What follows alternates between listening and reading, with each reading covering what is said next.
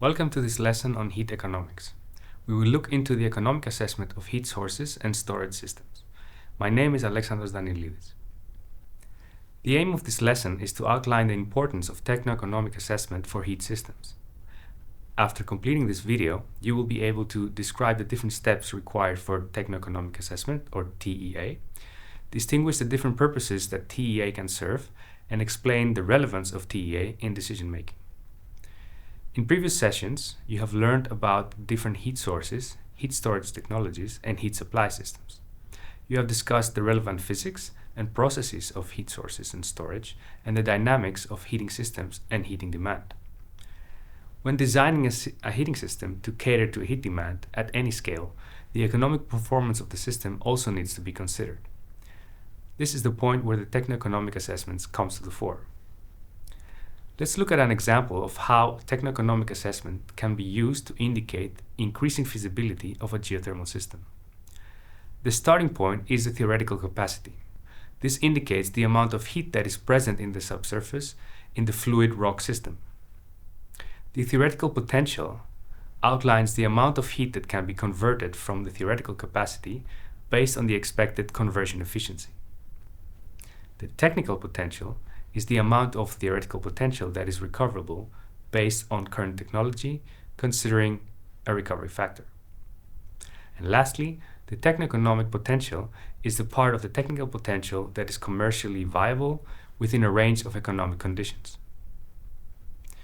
The economic aspects to consider related to capital expenditures, such as equipment or construction works, operational expenditures like maintenance, labor costs, and production costs for operating the facility.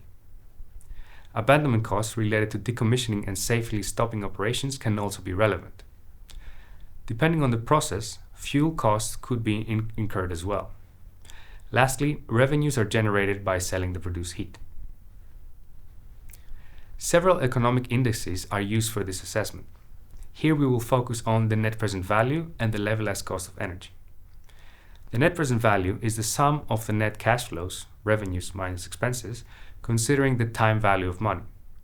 The latter is computed based on the discount rate that is applied for each time period considered. The levelized cost of energy is the net present cost of energy over a certain production lifetime. It is computed as the fraction between the sum of discounted costs over the sum of discounted energy production. The levelized cost of energy refers to energy and is the more general term, while the levelized cost of heat refers specifically to heat.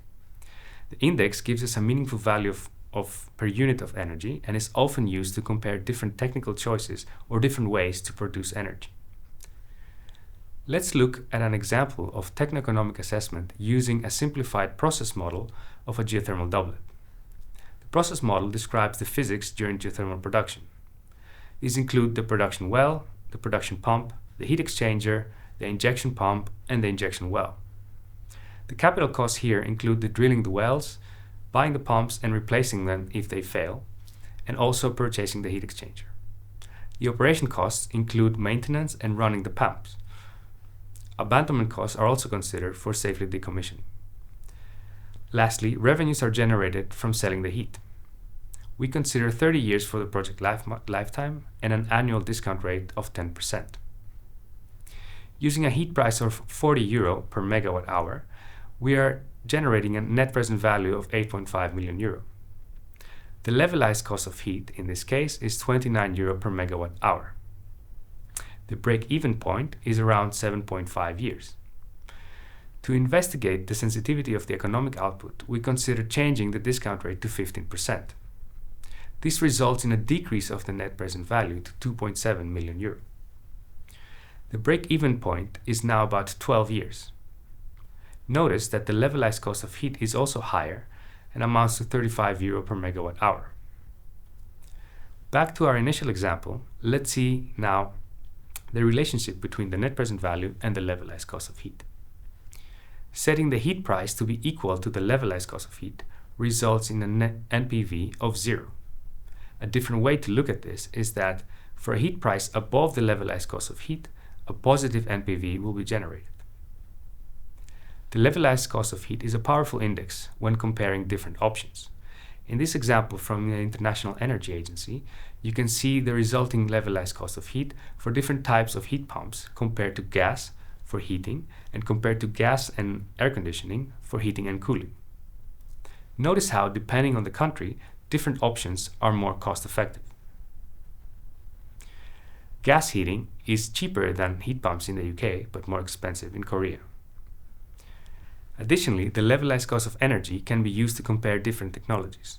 In this plot, you can observe the order of magnitude decrease for solar PVs and the significant improvement of onshore wind farms to produce electricity. Geothermal sources have been stable over time, but remember that they can also provide baseload energy 24 hours per day compared to intermittent sources such as solar and wind. Summarizing our lesson, we have discussed how techno-economic assessment includes multiple aspects such as process models and economic parameters like the discount rate. The end result is the combined analysis of energy and monetary value or cost. This type of assessment can serve different purposes such as options within an individual project, a comparison between energy sources or energy systems as a whole. It is therefore important for decision making and system design. Thank you for your attention.